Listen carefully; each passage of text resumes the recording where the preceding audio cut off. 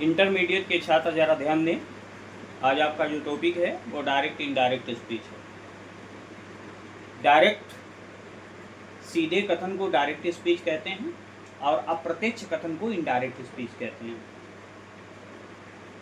मैं जो बात कर रहा हूँ आपसे ये डायरेक्ट स्पीच है।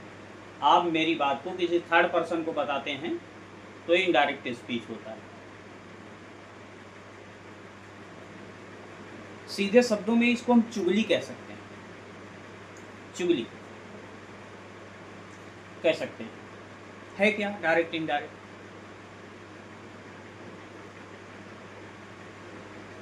डायरेक्ट एंड इनडायरेक्ट स्पीच में कामा इनवाइटेड कामा का प्रयोग होता है और कामा क्लोज होता है,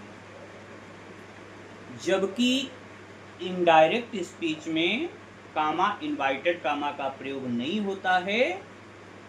उसके स्थान पर किसी कंजक्शन का प्रयोग किया जाता है और वाक्य के अंत में फुल स्टॉप लगाया जाता है।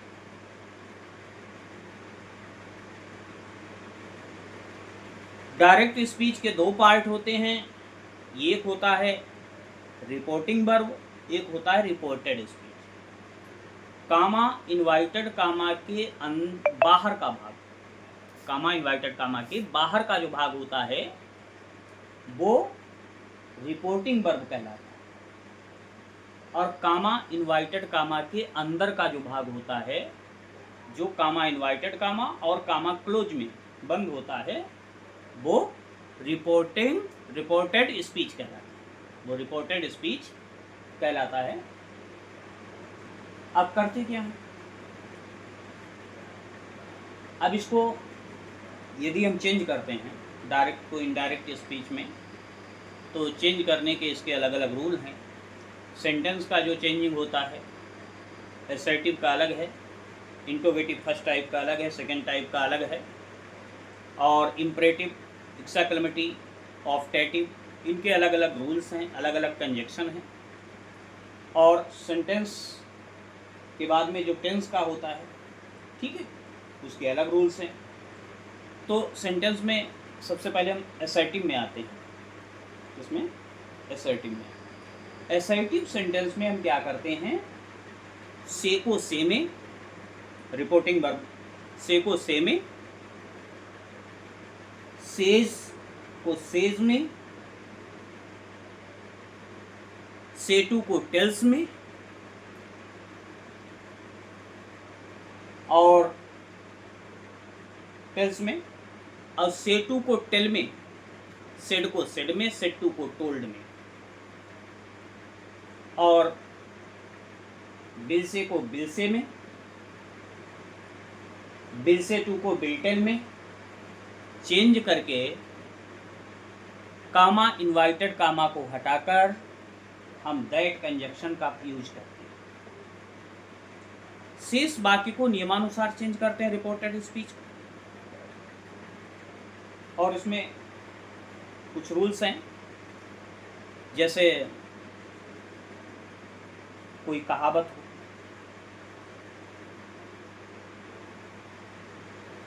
या यूनिवर्सल ट्रुथ, अकाट्य सत्य, ऐतिहासिक घटना हो, किसी के चरित्र का मूल्यांकन हो,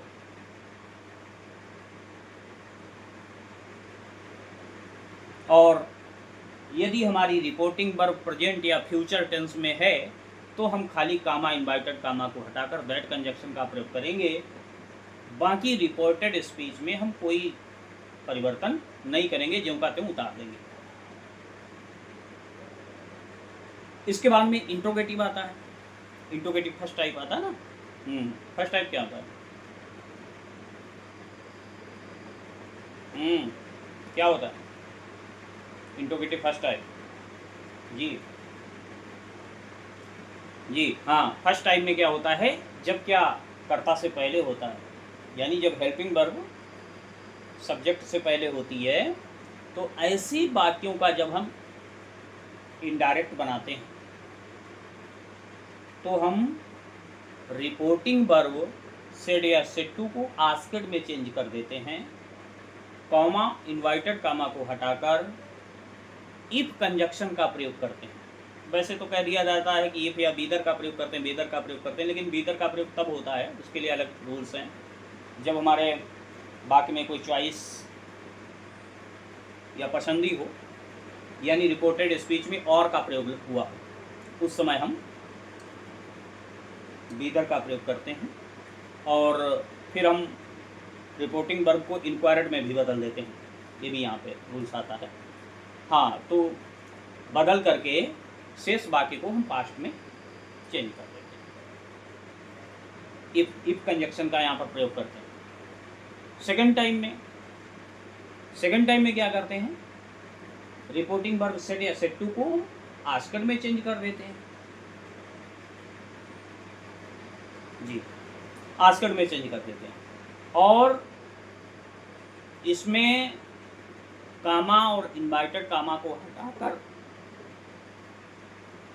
हम वाक्य में दिया हुआ क्वेश्चन वर्ड को ही कंजक्शन मान लेते हैं, और शेष वाक्य को टेंस के अनुसार या भाव के अनुसार उसको चेंज करते हैं।